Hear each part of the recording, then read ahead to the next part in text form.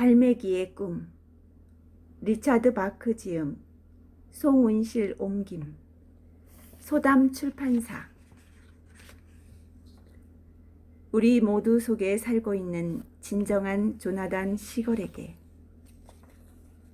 가장 높이 나는 갈매기가 가장 멀리 본다. 제1부. 아침이었다. 그리고 찬란하게 떠오르는 태양이 부드러운 바다의 잔물결 위에 금빛 광선을 그으며 번쩍였다. 해변으로부터 바다를 1마일쯤 나간 곳에 고기잡이 배 한 척이 바닷물과 속삭이듯이 떠 있었고, 조반 모임의 알림이 바다 위를 나는 갈매기떼 사이에 재빨리 퍼져나갔다. 드디어 수천 마리의 갈매기떼가 이리저리 날면서 먹이를 얻기 위해 싸웠다. 오늘도 또 살기 위한 바쁜 하루가 시작되는 것이다. 그러나 멀리 어선과 해변의 저쪽에 혼자 동떨어져 조나단 리빙스턴 시걸은 나는 연습을 하고 있었다. 30m 상공에서 물갈퀴 달린 그의 두 발을 꺾어 굽히고 그의 부리를 쳐들고 그리고 그의 두 날개를 통해 고통스럽고 힘든 비행을 해보려고 안간 힘을 쓰고 있었다. 그 비행은 그가 천천히 날게 되는 것을 의미했고, 그리하여 바람이 그의 얼굴에 속삭이듯 불어올 때까지, 바다가 그의 밑에서 잔잔하게 누워있을 때까지 천천히 날았다. 맹렬한 집중력을 발휘하느라고 눈을 가늘게 뜨고 호흡을 모으고 한 번, 단 한 번, 더 조금이라도 선회하려고 애썼다. 그 순간 깃털이 곤두서며 그는 중심을 잃고 추락했다. 갈매기들은 대체로 비틀거리지도 않으며 중심을 잃고 속도를 늦추지도 않는다. 공중에서 비틀거린다는 것은 그들에게는 수치이며 불명예이다. 그러나 조나단 리빙스턴 시걸은 결코 부끄러워하지 않고 동요하는 힘든 선회를 위해 그의 날개를 다시 뻗으며 천천히, 천천히 그리고 다시 한번 비틀거렸다. 조나단 시걸은 보통 새가 아니었다. 대부분의 갈매기들은 비상의 가장 단순한 사실 이상의 것을 배우려고 하지 않았다. 대부분의 갈매기들이 중요하게 생각하는 것은 나는 것이 아니라 먹이를 구하는 것이었다. 그러나 이 갈매기에게는 먹는 게 문제가 아니라 나는 게 문제였다. 그 무엇보다도 조나단은 나는 것을 사랑했다. 그런 생각은 다른 새들과 친하게 어울릴 수 있는 방법이 아님을 그는 알고 있었다. 그의 부모들조차도 조나단이 하루 종일 혼자서 수백 번이나 낮게 활강하고 실험을 되풀이하는 것을 보고는 당황하고 있었다. 그는 예컨대 그가 물로부터 그의 날개의 반 정도 높이로 나는 때를 제외하고는 왜 그가 힘을 덜 들이고 공중에 보다 오래 머물러 있을 수 있었는지를 알지 못했다.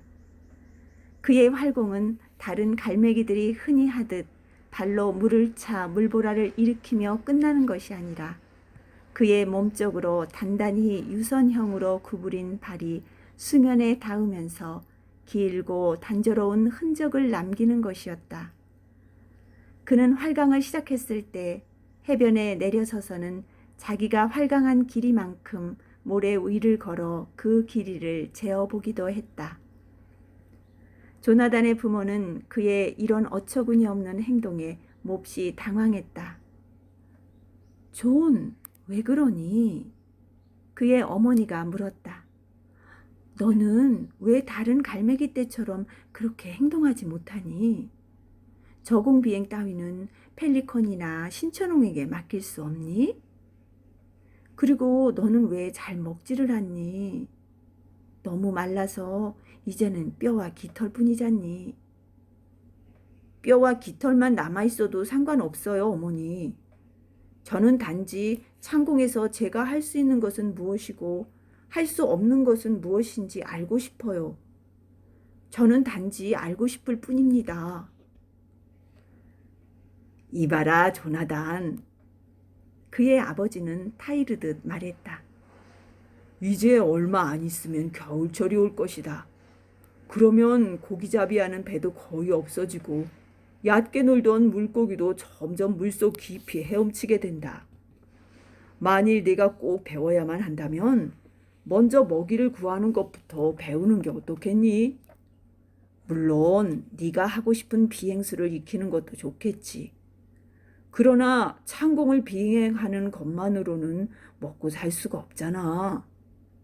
네가 나는 이유는 먹기 위해서라는 것을 잊어서는 안 된다. 알겠지? 조나단은 공손하게 고개를 끄덕였다. 그 후 며칠간 그는 다른 갈매기처럼 행동하려고 애를 썼다. 그는 정말로 다른 갈매기와 어울려 먹이를 얻으려고 선창가와 고깃배 주위를 날며 끼룩끼룩 소리를 지르고 싸우면서 고기나 빵 조각을 찾아 재빨리 날아내리곤 하였다. 그러나 조나단은 그러한 일을 해낼 수가 없었다. 이것은 정말 부질없는 짓이야. 이렇게 그는 생각하면서 힘들여 잡은 멸치를 자기를 따라오는 늙고 굶주린 갈매기에게 떨어뜨려 주었다.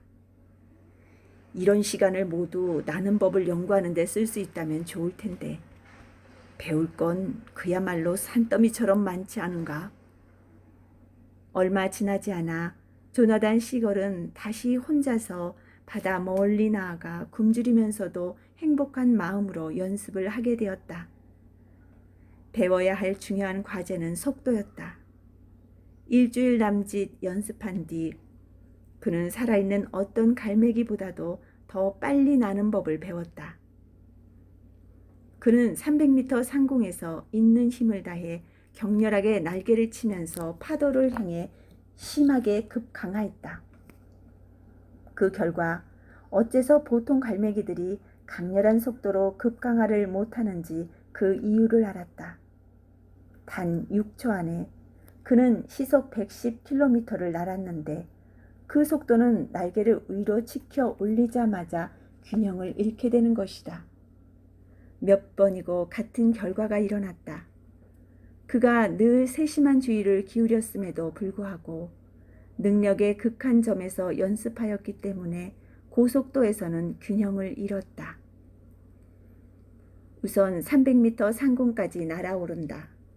처음에는 전력을 다해 똑바로 수평으로 날다가 다음에는 날개를 치면서 수직 급강하로 돌입한다. 그럴 때마다 왼쪽 날개가 들썩거리면서 쇠차게 왼쪽으로 뒤집히려 했다. 그리고 균형을 잡기 위해 오른쪽 날개를 위로 치켜들자마자 불처럼 파닥이며 그의 몸은 오른쪽으로 나선 상태가 되어 낙하하는 것이었다. 그는 깃을 쳐 올리는 데 있어서 충분하리만큼 주의하지 못했다. 여러 번 같은 시도를 해보았으나 시속 110km 이상으로 나는 순간마다 그의 깃털은 엉망으로 휘감겨버리고 균형을 잃고 바닷속으로 처박히고 말았다. 이 문제를 해결하는 열쇠는 그는 물에 흠뻑 젖은 채 생각했다. 날개를 고속으로 유지하지 않으면 안 된다는 것이다. 그렇다. 시속 80m까지는 날개를 치더라도 그 이상이 되면 날개를 편 채로 가만히 놔두면 된다. 600m 상공에서 다시 시도해 보았다. 몸을 기울여 강화하고 이어 시속 80km를 돌파하자 그는 부리를 곧장 아래로 향하게 하고 날개를 완전히 편 채 고정시켰다. 엄청난 힘이 필요했지만 결과는 아주 좋았다. 10초 안에 그는 시속 140km를 날았다. 조나단 시걸은 갈매기 세계에서 속도 신기록을 세운 것이다. 그러나 그의 승리는 한순간에 불과했다. 급강하 후 수면과 평행으로 날기 위해 양쪽 날개의 각도를 바꾸는 바로 그 순간 그는 지난번과 같이 끔찍하게 몸을 가눌 수 없는 불행에 빠져 시속 140km의 속도 안에 다이너마이트의 폭발과 같은 충격을 받았다. 조나단 시걸은 온몸이 산산조각이 나는 듯한 파열감을 느끼며 벽돌처럼 단단한 바다에 처박히고 말았다. 그가 의식을 되찾은 때는 이미 어두워져 있었고 그는 차가운 달빛을 받으며 바다 위를 표류하고 있었다. 양쪽 날개의 깃털이 부서지고 찢겨져서 매우 아프기도 했지만 실패의 중압감이 더욱 무거웠다. 그는 그 무게가 슬그머니 자신을 바다 밑으로 끌어내려 그것으로 만사가 끝나버렸으면 하는 나약한 심정이 되었다. 그는 물속에 흠뻑 잠긴 채 공허하게 울리는 이상스런 목소리를 자기 내부에서 들었다. 어찌할 수도 없다. 나는 한 마리의 갈매기일 뿐이다. 본래 내가 할 수 있는 일에는 한계가 있다. 만약 내가 나는 것에 대해 보통 이상으로 배우려고 했다면 나의 눈을 통해서 나는 법을 정확히 볼 수 있어야 했다. 내가 더욱 빨리 날도록 타고났다면 매의 짧은 날개를 가졌어야 했을 터이고 물고기 대신 쥐를 먹고 살아야 한다. 아버지가 옳았다. 나의 이 어리석음을 잊어야 한다. 나는 갈매기들이 있는 곳으로 돌아가 불쌍하고 능력에 한계 있는 갈매기로서의 자신에, 즉 있는 그대로의 나 자신에 만족해야 한다. 목소리는 사라졌고 조나단은 그 말에 동감했다. 어두운 밤, 갈매기들이 있을 곳은 해변이다. 그리고 그는 이 순간부터 한 마리의 착실하고 평범한 갈매기가 되기로 맹세했다. 그것은 모든 갈매기들을 즐겁게 할 것이다. 그는 어두운 수면으로부터 간신히 날아올라 육지로 향하며 편한 저공 비행법을 미리 배워둔 것을 적이나 다양스럽게 생각했고 스스로 대견하게 여겨지기도 했다. 그러나 아니다 라고 그는 생각했다. 지금까지의 자신과는 인연을 끊어야 한다. 배우고 익힌 모든 비행술도 잊어야 해. 이제 나는 다른 갈매기와 똑같으며 그들처럼 날아야 한다. 그는 고통을 참으며 30m 상공으로까지 올라가 세차게 날개짓하며 해변으로 향했다. 갈매기 떼 중 평범한 한 갈매기가 돼야겠다고 결심하니 아주 편안한 기분이 되었다. 이제부터는 자기를 비행 연습에로 몰아붙인 그 맹목적 충동으로부터도 해방되고 두 번 다시 한계에 도전하는 일도 그 때문에 생기는 실패도 없을 것이다. 또한 생각을 중단하는 건 기분 좋은 일이었고 해변 너머 불빛을 향해 어둠 속으로 나는 일 역시 그만두게 되어 기분이 좋았다. 어둠. 이때 마음속에서 날카롭고 엄숙한 목소리가 들렸다. 갈매기는 어둠 속을 날지 않는다. 조나단은 그 소리에 신경을 쓰지 않았다. 다만 스스로의 생각에 흐뭇함을 느낄 따름이었다. 달빛과 해변의 불빛은 물 위에서 반짝이고 조그만 등대의 희미한 불빛은 어둠을 통해 빛나니 모든 것이 너무나 평화롭고 고요한데. 내려가라. 다시금 마음속에서 공허한 목소리가 울렸다. 갈매기는 결코 어둠 속을 날지 않는다. 만일 네가 어둠 속을 날려 한다면 너는 올빼미와 같은 눈을 가지고 있어야 한다. 눈을 감고 있어도 넓은 바다를 전부 알아볼 수 있어야 한다. 그리고 매의 짧고도 강한 날개를 가지고 있어야 한다. 한밤중 30m의 상공에서 조나단 리빙스턴은 어떤 영감으로 인하여 눈을 빛냈다. 조금 전까지의 고통과 결심은 순식간에 사라져버렸다. 짧은 날개, 매의 짧고 강한 날개. 바로 이것이 해답이다. 나는 얼마나 어리석었던가. 필요한 것은 아주 짧고 강한 날개다. 내가 취해야 할 행동은 날개의 대부분을 접고 오직 날개 끝으로만 나는 것이다. 짧은 날개. 조나단은 어두운 바다의 창공 700m까지 올라갔다. 그리고 실패나 죽음에 대해 생각할 겨를도 없이 그는 앞날개를 몸에 꽉 붙이고 단지 가느다란 후퇴익을 이룬 단검 같은 날개 끝만을 바람 속으로 펴고 벼랑간 수직으로 급강하였다. 바람이 미친 듯이 으르렁거리며 그의 머리에 부딪혀 왔다. 시속 110km, 140km, 190km. 속도는 더욱더 가속되어 갔다. 드디어 시속 220km에 달했다. 시속 220km에서 날개의 긴장은 시속 110km로 날 때보다 심하지 않았다. 그리하여 날개를 아주 조금만 틀고서도 하강 속도를 늦추어 달빛 아래 회색 총알처럼 파도 위로 곤두박질을 치지 않아도 되었다. 그는 눈을 가늘게 뜨고 몰아쳐오는 바람을 맞으면서 기쁨에 겨워 몸을 떨었다. 시속 220km, 그것도 스스로 균형을 유지하면서. 만약 600m가 아니라 1500m 상공에서 급강하한다면 도대체 얼마나 빠른 속도가 될 것인가. 그는 조금 전에 했던 맹세 따위는 저 무섭도록 빠른 바람결에 휩쓸려 간 듯 깨끗이 잊어버렸다.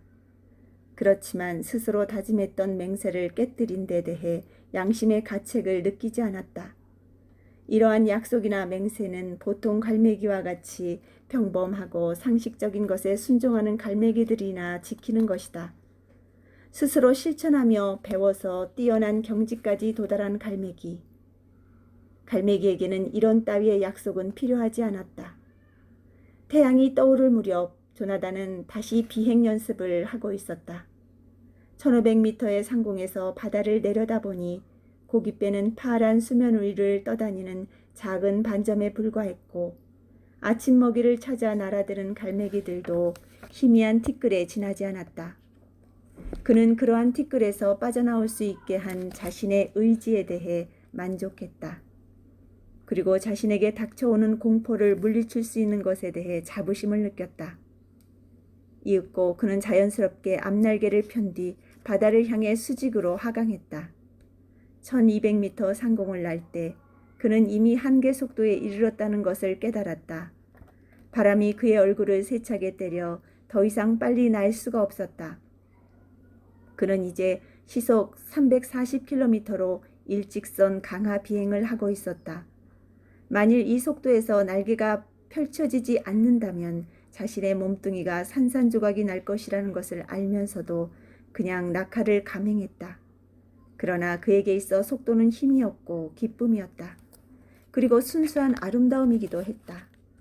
그는 300m 상공에 이르러 수평 비행으로 전환했다. 날개 끝은 강한 바람 속에서 윙윙거렸으며 감각이 마비될 지경이었다.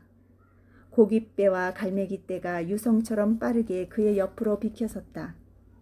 그는 멈출 수가 없었다. 그런 속도에서 어떻게 하면 방향 전환이 되는지 그는 아직 모르고 있었다. 충돌하기만 하면 즉사하고 말 것이다. 그는 조용히 눈을 감았다. 그래서 그 사건은 그날 아침 해가 뜬 직후 발생했다. 조나단은 아침 먹이를 찾아다니는 갈매기 떼의 한가운데를 쏜살같이 직진하여 꿰뚫고 나갔다. 눈을 감고 시속 340km의 속도로 하강하는데 기시 바람과 부딪히는 소리가 금속성의 소리로 귓가에 전해졌다. 행운의 여신이 그에게 미소를 보냈는지 그는 결국 죽지 않고도 속도 비행은 성공했다. 이렇게 하여 조나단은 자기의 부리를 하늘 쪽으로 곧바로 치켜 올리고 시속 250km로 여전히 날고 있었다. 그가 시속 30km까지 속도를 줄이고 마침내 날개를 폈을 때 고깃배들은 1200m 아래의 바다 위에 빵 부스러기처럼 흩어져 있었다. 그의 생각은 완전히 승리했다. 제대한의 속도, 시속 340m를 나는 갈매기. 그것은 확실히 경이적인 성공이었고 갈매기 떼의 역사 속에 가장 위대한 순간이 아닐 수 없었다. 그리고 그 순간부터 조나단에게는 새로운 세계가 열린 것이다. 그는 곧 자신밖에 없는 외로운 연습장으로 날아갔다. 그리고 2400m 상공에서 급강하를 시도하기 위해 날개를 접고 회전하는 법을 알아내려고 애썼다. 그런데 단지 날개의 끝을 아주 조금씩 움직이면 맹렬한 속도에서도 유연하고 완전한 방향 전환을 할 수 있다는 것을 그는 드디어 알아냈다. 그러나 그러한 사실을 알아내기에 앞서 그 맹렬한 속도에서 날개를 더 이상 움직이면 총알같이 맴돌다가 결국 물 위로 추락한다는 것을 체험해야 했다. 그 결과 조나단 리빙스턴은 갈매기 역사상 최초로 고개 비행을 하게 되었던 것이다. 다른 갈매기들과 이야기하는 것도 있고 해가 저물어 어두워졌는데도 그는 계속해서 비행 연습을 했다. 그리하여 공중회전법, 저속횡전, 바람개비 돌기, 맴돌며 강하하기 등 여러 가지 새로운 비행법을 체득했다. 조나단은 언제나 밤이 이슥해서야 해변의 갈매기 떼에게로 돌아왔다. 그는 너무 피곤해서 현기증이 일어날 정도였다. 그럼에도 마음은 매우 흡족하여 착륙하기 위해 수평 비행을 하다가도 한 바퀴 공중회전을 하고는 사뿐히 내려앉았다. 다른 갈매기들이 이 한계 돌파에 관한 경이적인 사실을 듣게 되면 얼마나 기뻐할 것인가. 이제 우리들의 생활은 삶으로서의 풍부한 가치가 있다는 것이 입증되었으니 하찮은 먹이를 구하기 위해서 고기잡이 배와 해변 사이를 단조롭고도 변함없이 오고 가는 행위가 아닌 진정한 삶의 목적은 달리 있는 것이다. 우리는 이전의 무지로부터 벗어나 스스로를 향상시킬 수 있다. 우리는 우리 자신이 지적이고 우수한 재능을 소유한 뛰어난 생물임을 자랑할 수 있다. 우리는 어떤 비행술이라도 터득할 수 있다. 조나단의 마음속에 있는 미래는 희망으로 가득 차 찬란하게 빛나고 있었다. 그가 해변에 도착했을 때 갈매기들은 회의를 하기 위해 모여 있었다. 그런데 조나단은 그들이 자신을 기다리며 오랫동안 그렇게 모여 있었던 것이 틀림없다는 것을 느낄 수 있었다. 조나단 리빙스턴, 나오시오. 연장자인 갈매기의 말은 극히 형식적으로 들려왔다. 그런데 중앙으로 나와 서라는 것은 지독한 수치나 혹은 커다란 명예를 수여할 때 있는 일이었다. 명예를 수여하기 위해서 가운데로 나오라는 것은 갈매기의 최고 지도자를 임명할 때의 관례인 것이다. 그는 생각해 보았다. 물론 오늘 아침 먹이를 찾으러 나갔을 때 그들은 나의 한계 돌파를 목격했겠지. 그러나 나는 무슨 명예도 바라지 않고 또 지도자가 되고 싶은 욕심도 없다.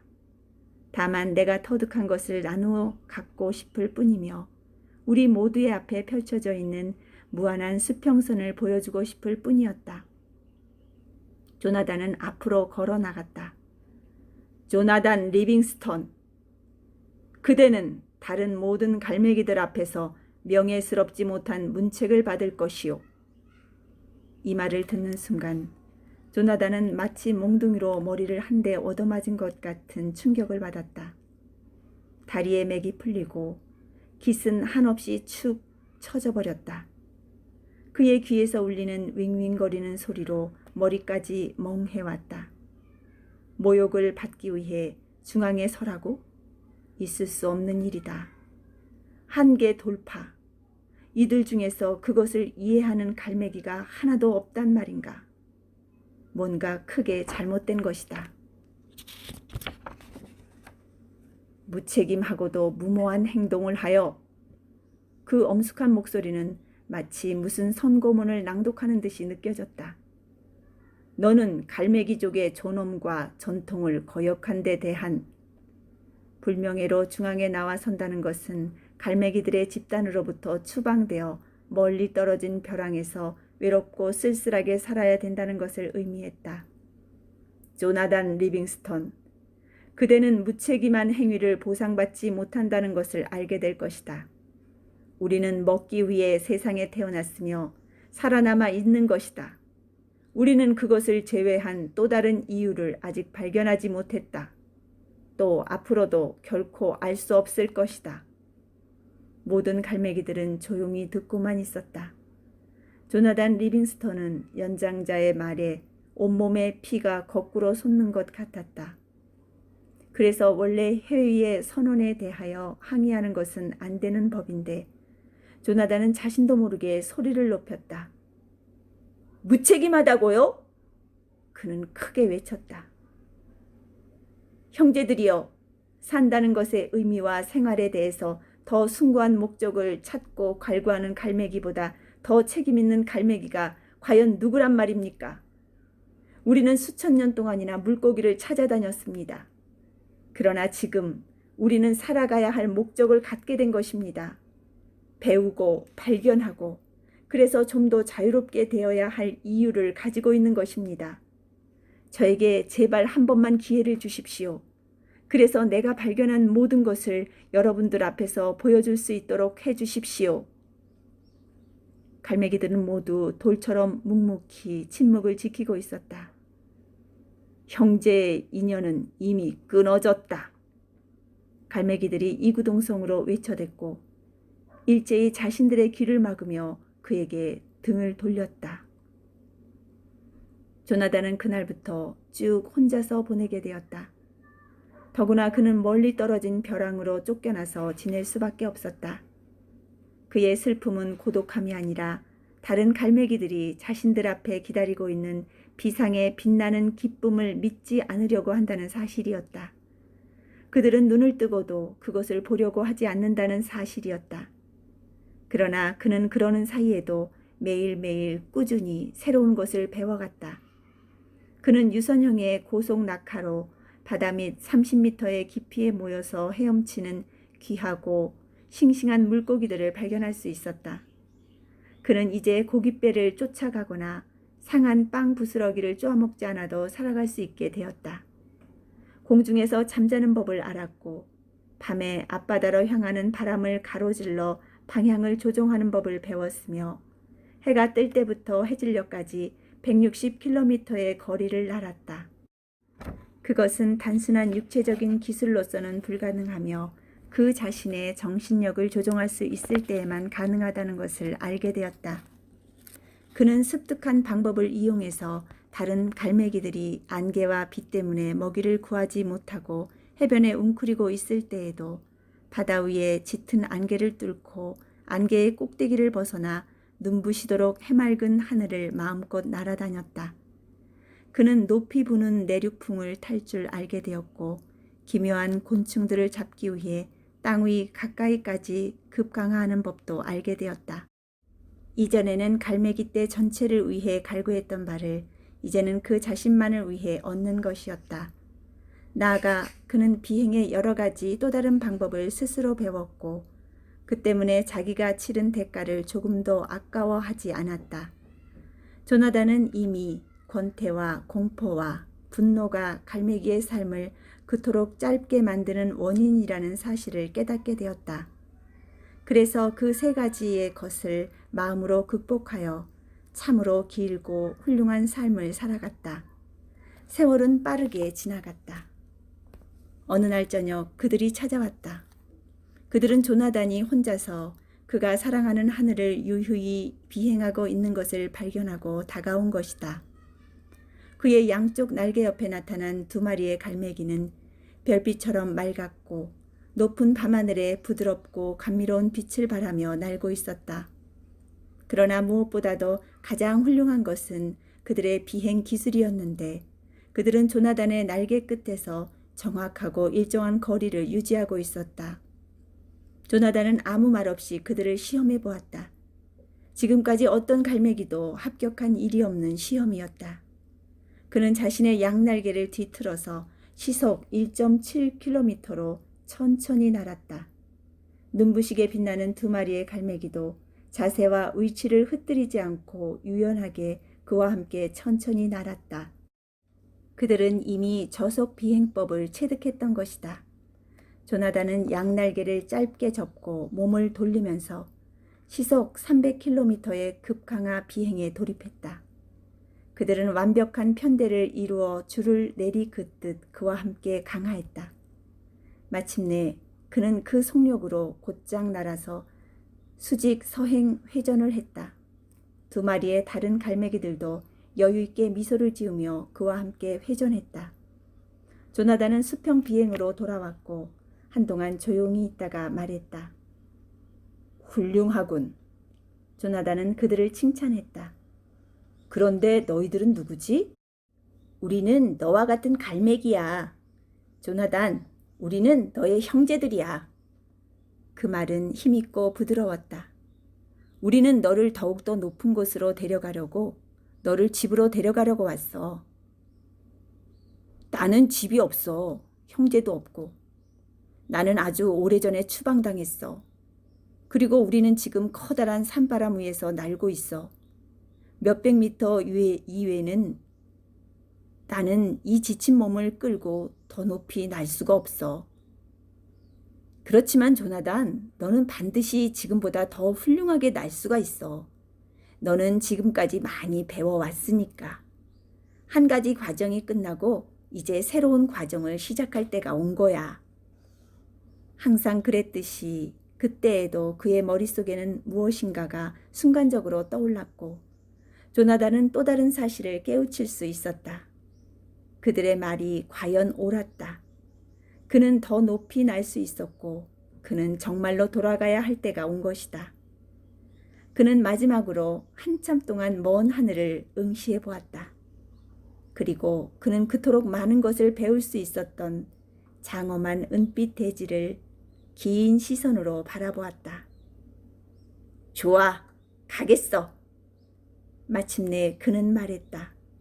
그리고 나서 조나단 리빙스턴은 별빛처럼 영롱하게 빛나는 두 마리 갈매기와 함께 상공으로 높이 날아올라 완전히 어두워진 캄캄한 밤하늘로 사라졌다.